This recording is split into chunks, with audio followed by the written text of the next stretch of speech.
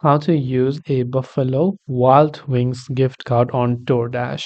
Now you have a Buffalo Wild Wings gift card which you'd like to redeem on DoorDash or use them.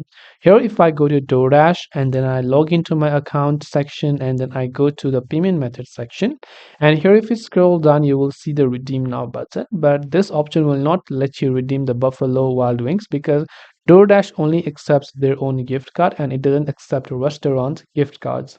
Now, if the Buffalo Wild Wings gift card was actually a Visa gift card and then it had a Visa stamp on the gift card, then you would be able to use it as a normal payment method under any circumstances by adding it as a credit or debit card.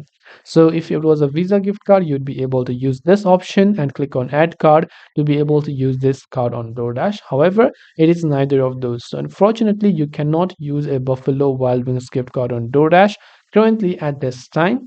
I hope the video helped you understand the differences. If you have got any further questions, feel free to leave them down. Thanks for watching and see you in the next video.